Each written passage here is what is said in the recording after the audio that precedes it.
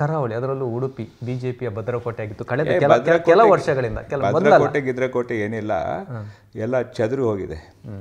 ಆದರೆ ಕಳೆದ ಚುನಾವಣೆಯಲ್ಲಿ ಆಡಳಿತ ವಿರೋಧಿ ಅಲೆ ಇತ್ತು. ಅದು ಯಡಿಯೂರಪ್ಪನವರ ಕೆಲವೊಂದು ಪ್ರಕರಣಗಳಿರ್ಬೋದು. ಈಗಲೂ ಕಾಂಗ್ರೆಸ್ಸಿಗೆ ಒಳ್ಳೆಯ ವಾತಾವರಣ ಇದೆ.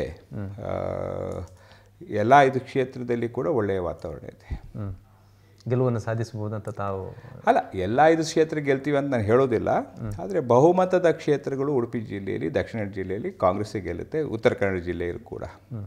ತಾವು ಮತದಾರರ ಮುಂದೆ ಏನನ್ನು ಹೇಳ್ತೀರಿ? ತಮ್ಮ ಸಾಧನೆಗಳನ್ನು ಹೇಳ್ತೀರಾ? 2 ವರ್ಷ ಮಂತ್ರಿಗಳಾಗಿದ್ದವರು ನಾನು ಹೇಳುವ ಅಥವಾ ಮುಖ್ಯಮಂತ್ರಿಗಳ ಸಾಧನೆಗಳನ್ನು ಹೇಳ್ತೀರಾ? ಇಲ್ಲ, ನಾನು ಹೇಳೋದು ನಿಮ್ಮ ಚಾಕರಿ ಮಾಡಿದ್ದೇನೆ, ನಿಮ್ಮ ಸೇವೆ ಮಾಡಿದ್ದೇನೆ, ನಿಮಗೋಸ್ಕರ ಬೆವರು ಸುರಿಸಿದ್ದೇನೆ. ಒಬ್ಬ ಭಿಕ್ಷುಕನಂತೆ ಬೆಂಗಳೂರಿಗೆ ಹೋಗಿ ಮುಖ್ಯಮಂತ್ರಿಗಳಲ್ಲಿ, ಮಂತ್ರಿಗಳಲ್ಲಿ, ಅಧಿಕಾರಿಗಳಲ್ಲಿ ಕಾಡಿ ಬೇಡಿ ಕೋಟ್ಯಾಂತರ ರೂಪಾಯಿ ಅನುದಾನ ತಂದಿದ್ದೇನೆ. ನನ್ನ ವ್ಯವಹಾರವನ್ನು ಕಡೆಗಣಿಸಿದ್ದೇನೆ, ನನ್ನ ಕುಟುಂಬದ ಕಡೆ ಗಮನ ಕೊಟ್ಟಿಲ್ಲ. 24 ಗಂಟೆ 365 ದಿವಸ ನಾನು ಜನರ ಪರವಾಗಿ ದುಡಿದಿದ್ದೇನೆ ಮತ್ತು ಜನರು ಅದನ್ನು ಕಂಡಿದ್ದಾರೆ. ಸೊ ನನ್ನ ಸಂಬಳ ಕೊಡಿ, ನೀವು ಕೆಲಸ ಮಾಡಿದ್ದಕ್ಕೆ ನನ್ನ ಸಂಬಳ ಕೊಡಿ, ನನ್ನ ಕೂಲಿ ಕೊಡಿ, ನನ್ನ ಮಜೂರಿ ಕೊಡಿ ಅಂತ ಕೇಳ್ತಿದ್ದೇನೆ.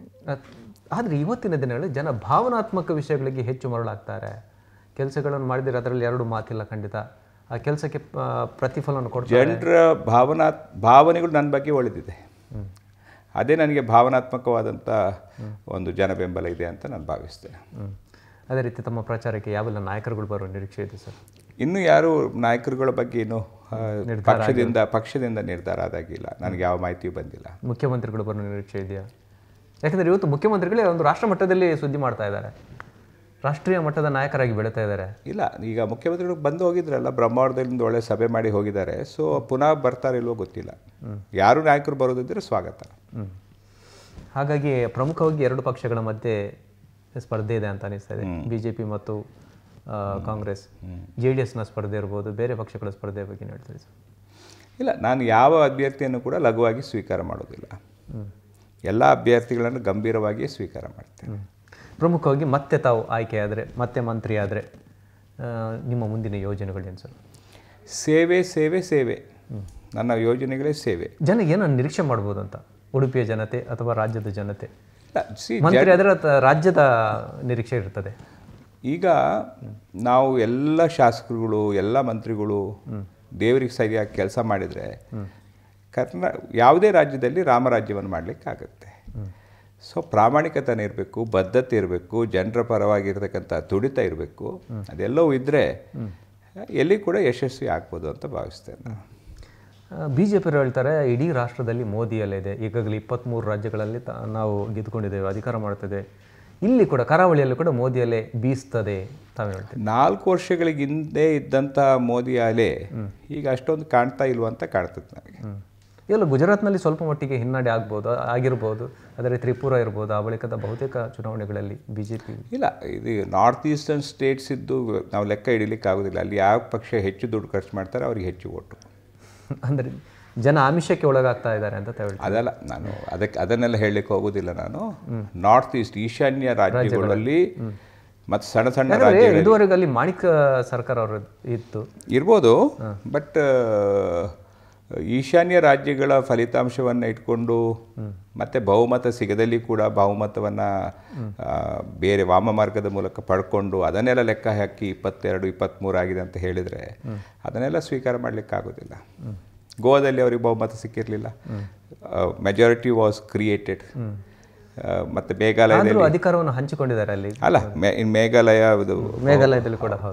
ಸೊ ಹಾಗಾಗಿ ಆ ರೀತಿ ಎಲ್ಲ ಈ ಜನರ ಒಂದು ಆದೇಶದ ವಿರುದ್ಧವಾಗಿ ಬಹುಮತ ಸಿಗದಿದ್ದರೂ ಬಹುಮತವನ್ನು ಸ್ಥಾಪನೆ ಮಾಡ್ತಕ್ಕಂಥದ್ದು ವಾಮ ಮಾರ್ಗದ ಮೂಲಕ, ಅದು ಪ್ರಜಾಪ್ರಭುತ್ವಕ್ಕೆ ಎಷ್ಟು ಒಳ್ಳೆಯದಾಗುತ್ತೆ ನನಗೆ ಗೊತ್ತಿಲ್ಲ. ತಾವು ಮಂತ್ರಿಯಾಗಿ ನಿರ್ವಹಿಸಿದಂಥ 2 ವರ್ಷಗಳ ಅವಧಿಯಲ್ಲಿ ತಮಗೆ ಅತ್ಯಂತ ತೃಪ್ತಿ ಕೊಟ್ಟಂತಹ ಸಾಧನೆ ಏನು ಸರ್?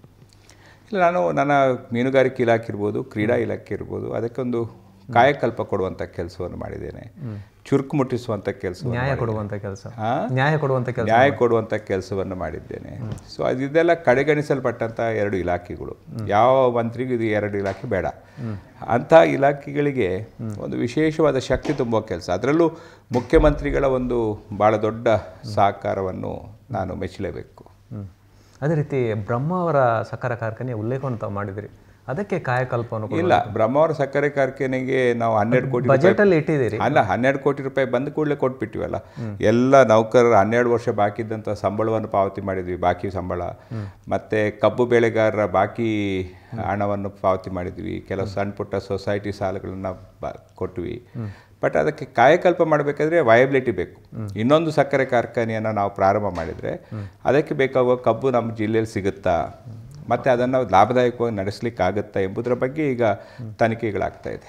ಅದೇ ರೀತಿ ಈ ಜಿಲ್ಲೆಯ ಪ್ರಮುಖ ಒಂದು ಉದ್ಯಮ ಅಂದರೆ UPCL, ಆಮೇಲೆ ಸುಜಲಾನ್ ಬಹುಶಃ ಇನ್ನಷ್ಟು ಲಾಭದಾಯಕವಾಗಿ ನಡೆಸುವ ನಿಟ್ಟಿನಲ್ಲಿ. ನೋಡಿ, ಖಾಸಗಿ ಕಂಪನಿಗಳು ಹೇಗೆ ನಡೀತಾರೆ, ಹೇಗೆ ನಡೆಯುವುದಿಲ್ಲ ಅಂತ ಅದು ಅಲ್ಲಿ ಸ್ಥಳೀಯರಿಗೆ ಆದ್ಯತೆ ಇಲ್ಲ ಅನ್ನೋಂಥ ಆರೋಪಗಳಿದೆ ಸರ್.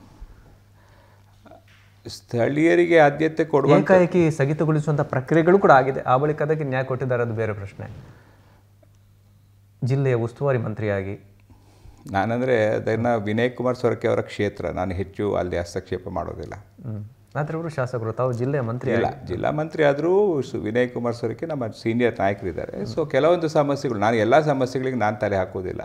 ಅಲ್ಲಿ ನಾನು ಕರೆದ್ರೆ ಮಾತ್ರ ನಾನು ಹೋಗ್ತೀನಿ, ಬಿಟ್ಟರೆ ಇಲ್ಲದೇ ವಿನಯ್ ಕುಮಾರ್ ಸೊರಕೆ ಅವರಿಗೆ ನಾನು ಹೇಳಿದ್ದೀನಿ, ನಿಮ್ಮ ಕ್ಷೇತ್ರದ ಯಾವುದೇ ವಿಚಾರ ಸ್ವತಂತ್ರವಾಗಿ ನೀವು ನಿರ್ಧಾರ ತೆಗೆದುಕೊಳ್ಳುವಂಥ ಪೂರ್ಣ ಸ್ವಾತಂತ್ರ್ಯ ನಿಮಗಿದೆ.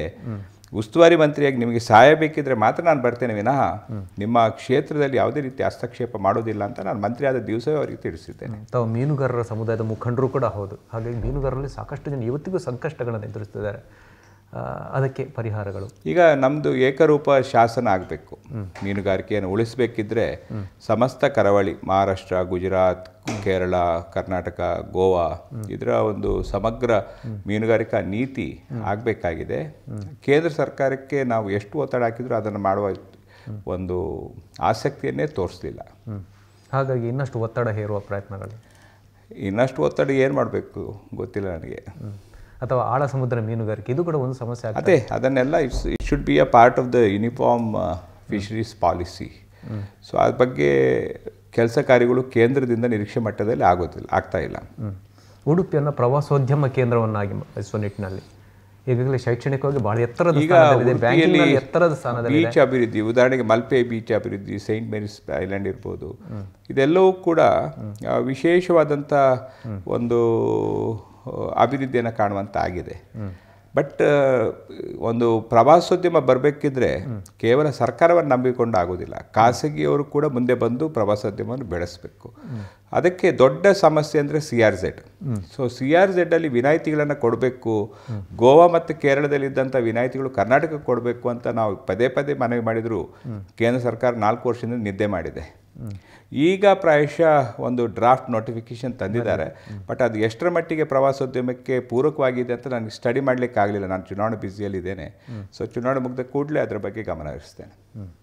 ತಾವು ಬೇರೆ ಕ್ಷೇತ್ರಗಳಿಗೆ ಸ್ಟಾರ್ ಪ್ರಚಾರಕರಾಗಿ ತೆರಳುತ್ತೀರಾ ಸರ್? ನೋಡೋಣ, ಅಷ್ಟು ಬೇರೆ ಕ್ಷೇತ್ರಗಳಿಗೆಲ್ಲ ಹೋಗುವಷ್ಟು ದೊಡ್ಡ ಜನ ನಾನು ಇನ್ನೂ ಆಗಿಲ್ಲ. ಸರಿ, ಕಾರ್ಯಕ್ರಮದ ಕೊನೆಯಲ್ಲಿ ತಮ್ಮ ಕಾರ್ಯಕ್ರಮ ನೋಡ್ತಾ ಇರೋಂಥ ವೀಕ್ಷಕ ಬಂಧುಗಳು, ತಮ್ಮ ಮತದಾರ ಬಂಧುಗಳಿಗೆ ಏನು ಹೇಳ್ತೀರಿ ಸರ್?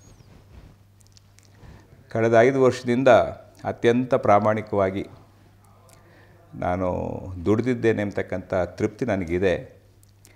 ಸೊ ಇನ್ನೊಂದು ಅವಧಿ ನನಗೆ ಜನರು ಕೊಟ್ಟರೆ ವಿಶೇಷವಾದಂಥ ಸೇವೆ ಮತ್ತು ಸಾಧನೆಯನ್ನು ಮುಂದುವರಿಸಲಿಕ್ಕೆ ನನಗೆ ಅವಕಾಶ ಆಗುತ್ತೆ ಅಂತ ನಾನು ಭಾವಿಸ್ತಿದ್ದೇನೆ. ಅದಕ್ಕೆ ಎಲ್ಲ ಜನರ ಸಹಾಯ, ಸಹಕಾರ, ಆಶೀರ್ವಾದವನ್ನು ನಾನು ಕೇಳ್ತಾ ಇದ್ದೀನಿ.